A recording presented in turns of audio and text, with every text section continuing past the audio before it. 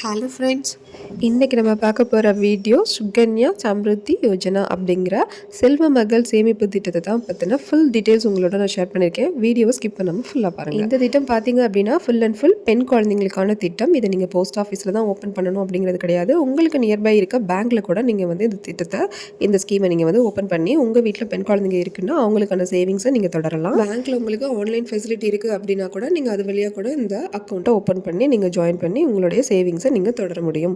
So நமக்கு வீட்டில் பெண் குழந்தைங்க இருக்காங்க அப்படின்னா அவங்களுக்காக சேவிங்ஸை தொடர்றதுக்கு இந்த திட்டம் வந்து ரொம்ப ரொம்ப ஒரு யூஸ்ஃபுல்லான திட்டம். ஏன்னா நம்ம வந்து சேவிங்ஸ் பண்ணணும் குழந்தைங்களுக்காக இப்போ இதுலேருந்தே அப்படின்னு நினைக்கிறோம் அப்படின்னா கண்டிப்பாக இந்த திட்டத்தை வந்து நீங்கள் இந்த திட்டத்தில் ஜாயின் பண்ணி நீங்கள் சேவிங்ஸை தொடருங்க. ஸோ இதுக்கான வயது வரம்பு அப்படின்னு பார்த்தீங்கன்னா பெண் குழந்தைக்கு 1 வயசுலேருந்து 10 வயசு வரைக்கும் இருக்குது அப்படின்னா இதுக்கான திட்டத்தில் நீங்கள் வந்து ஜாயின் பண்ணிக்கலாம்.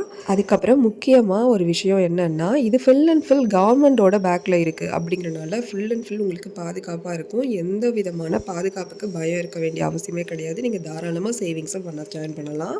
இந்த திட்டத்தை பொறுத்த வரைக்கும் கவர்மெண்டோட பேக்கில் இருக்கனால ஃபுல்லி செக்யூராக இருக்கிறனால உங்களுக்கு கவர்மெண்ட் என்ன வந்து வட்டி விகிதம் வந்து இதுக்கு அறிவிச்சிருக்காங்களோ அந்த வட்டி விகிதம் உங்களுக்கு கண்டிப்பாக ரிட்டர்ன்ஸ் கண்டிப்பாக கிடச்சிரும். அடுத்த முக்கியமான விஷயம் பார்த்தீங்கன்னா இந்த திட்டத்தில் நீங்கள் ஜாயின் பண்ணி பணம் போட்டுக்கிட்டு இருக்கீங்க. இப்போ எக்ஸாம்பிளுக்கு ஒரு 500 ரூபா போட்டுக்கிட்டு இருக்கீங்க அப்படின்னா அது 5 வருஷத்துக்கு அப்புறம் தான் நீங்கள் வந்து அந்த பணத்தை வந்து எடுக்க 5 வருஷத்துலேயே நீங்கள் பணம் எடுக்கணும் அப்படின்னா கண்டிப்பாக மெடிக்கல் செலவு இது மாதிரி ஏதாவது சொல்லிவிட்டு நீங்கள் பணம் எடுக்க முடியும். அதை வந்து நீங்கள் சரியான டாக்குமெண்ட்ஸ் அவங்களுக்கு சப்மிட் பண்ணணும். சப்மிட் பண்ணுற பட்சத்தில் மருத்துவ செலவுகளுக்கான ஒரு டாக்குமெண்ட் சப்மிட் பண்ணும்போது உங்களுக்கு அந்த பணத்தை வந்து 5 வருஷம் கழித்து எடுக்கிறதுக்கு வாய்ப்பு இருக்குது.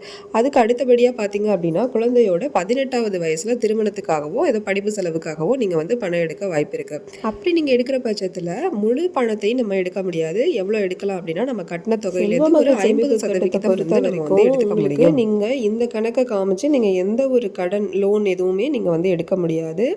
ஏன்னா நீங்கள் பொன்மகன் சேமிப்பு திட்டம் செல்வ மகன் சேமிப்பு திட்டத்தில் நீங்கள் வந்து பிபிஎஃப் கணக்கு வழியாக நீங்கள் வந்து கணக்கை தொடர்ந்துருந்தீங்க அப்படின்னா உங்களால் வந்து ஈஸியாக வந்து லோன் வந்து கடன் வந்து வாங்கிக்க முடியும். ஆனால் இதில் வந்து வாங்க முடியாது. உங்களுடைய மெச்சூரிட்டி பீரியட் காலம் முடிகிற வரைக்கும் நீங்கள் கணக்கை வந்து தொடர்ற மாதிரி தான் இருக்கும்.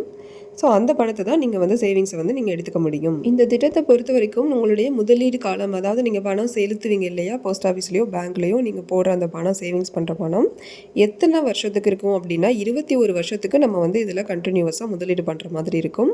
ஸோ அதுவுமே உங்களுக்கு 500 ரூபா செலுத்துறீங்க அப்படின்னா மாதமும் போடலாம். இல்லை மொத்தமாக நான் 1 வருஷத்துக்கு செலுத்துறேன் அப்படிங்கிற மாதிரியும் நீங்கள் வந்து ஜாயின் பண்ணி நீங்கள் சேவிங்ஸை தொடர்ந்துக்கலாம். இல்லை அப்படின்னா வருஷத்துக்கு 4 டைம் குவார்ட்டராக பிரித்து நீங்கள் வந்து என்ன பண்ணிக்கலாம்னா பணத்தை வந்து செலுத்திக்கலாம். அடுத்த முக்கியமான விஷயம் பார்த்தீங்கன்னா இதில் தொடர்ந்து எத்தனை ஆண்டுகளுக்கு வந்து நீங்கள் முதலீடு பண்ணணும் அப்படின்னு பார்த்தீங்கன்னா தொடர்ந்து 15 ஆண்டுகளுக்கு நம்ம வந்து முதலீடு பண்ணுற மாதிரி இருக்கும்.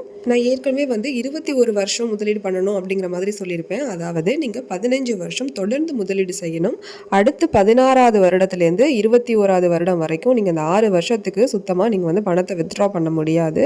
அந்த 6 வருடமும் உங்கள் பணம் வந்து அந்த சேமிப்பு கணக்கிலே தான் இருக்கும். நம்ம கட்டுற இந்த முதலீடுக்கு 15 வருஷம் முதலீடுக்கு அந்த 6 வருஷம் தான் நமக்கு மெச்சூரிட்டி பீரியட். அது வரைக்கும் அந்த சேவிங்ஸ் அக்கௌண்ட்டில் தான் பணம் இருக்கும். அது வரைக்கும் நம்ம வந்து அந்த 6 வருஷத்தில் நம்ம எடுக்க முடியாது. மொத்தமாக 21 வருடம் கழித்து தான் நம்ம வந்து அந்த அமௌண்ட்டை வந்து நம்ம வித்ட்ரா பண்ண முடியும். அப்படி நம்ம வித்ட்ரா பண்ணும்போது நமக்கான பெனிஃபிட்ஸ் என்னென்னா எந்த வரி கட்ட வேண்டியது கிடையாது. இந்தியாவில் இருக்க போஸ்ட் ஆஃபீஸ் ஸ்கீம்லேயே அதிக வட்டி கொடுக்குறதுன்னு பார்த்தீங்கன்னா அது இந்த ஸ்கீம் தான். 8.2 வரைக்கும் % உங்களுக்கு வட்டி கொடுத்துட்ருக்காங்க. இந்த திட்டத்தோட ஒரே ஒரு ட்ராபேக் என்னன்னு பார்த்தோம்னா எப்பெல்லாம் வந்து வட்டி விகிதத்தை குறைக்கிறாங்க அப்படின்னா வந்து வட்டி வந்து குறைஞ்சிட்டு உங்களுக்கு வருமானம் குறைஞ்சிரும்.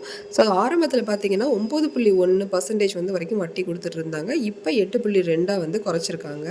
இந்த திட்டத்தை பொறுத்த வரைக்கும் உங்களுடைய குறைந்தபட்ச நீங்கள் சேவிங்ஸ் பண்ண போகிற அந்த அமௌண்ட் வந்து 250 ரூபாயிலேருந்து அதிகபட்சமாக 1.5 lakhs வரைக்கும் 1.5 லட்சம் வரைக்கும் நீங்கள் வந்து முதலீடு பண்ணலாம். எக்ஸாம்பிளுக்கு உங்களுக்கு இப்போ நீங்கள் ஒரு 500 ரூபாய் நீங்கள் முதலீடு பண்ணுறீங்க அப்படின்னா 12 மாதத்துக்கு உங்களுக்கு நீங்கள் 6000 ரூபாய் முதலீடு பண்ணுற மாதிரி இருக்கும். ஸோ அப்போ நீங்கள் கால்குலேட் பண்ணி பார்த்துக்குங்க 21 வருஷத்துக்கு உங்களுக்கு எவ்வளோ வரும் அப்படின்னா 2,77,000 சம்திங் வரும். போட்டிருக்க கணக்குப்படி பார்த்தீங்க அப்படின்னா 8% வந்து வட்டியை குறைச்சிருந்தாங்க. அப்போ வந்து 1,83,000 சம்திங் இருந்தது. இப்போ 8.2% ஆக்கியிருக்காங்க.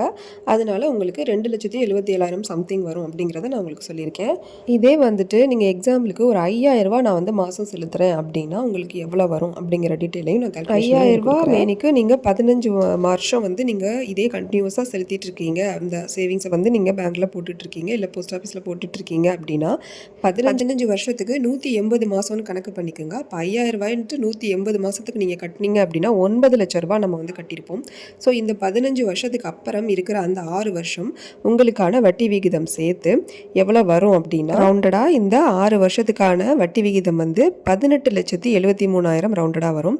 ஸோ இந்த 18,73,000ம் நம்ம கட்டியிருக்க அந்த 9 லட்ச ரூபாயும் சேர்த்து 21 வருஷத்தில் கரெக்டாக முதிர்வு காலம் முடிஞ்சு உங்களுக்கு வரும்போது உங்களுக்கு 27 லட்ச ரூபாய் சம்திங் ஓவராலாக சொல்லணும் அப்படின்னா 27,73,057 ரூபாய் அந்த ரிலேட்டடில் உங்களுக்கு 21 வருடம் கழித்து இந்த மெச்சூரிட்டி பீரியட் முடிஞ்சவொடனே உங்கள் கைக்கு வரும். இது வந்து கவர்மெண்ட் பேக்கில் இருக்கிறனால எந்த ஒரு ரிஸ்க்கும் இதில் கிடையாது. தாராளமாக இதோட வருமானம் குறையிறதுக்கான வாய்ப்பு அப்படிங்கிறது வட்டி விகிதம் குறையும் போது மட்டும் இருக்கும்.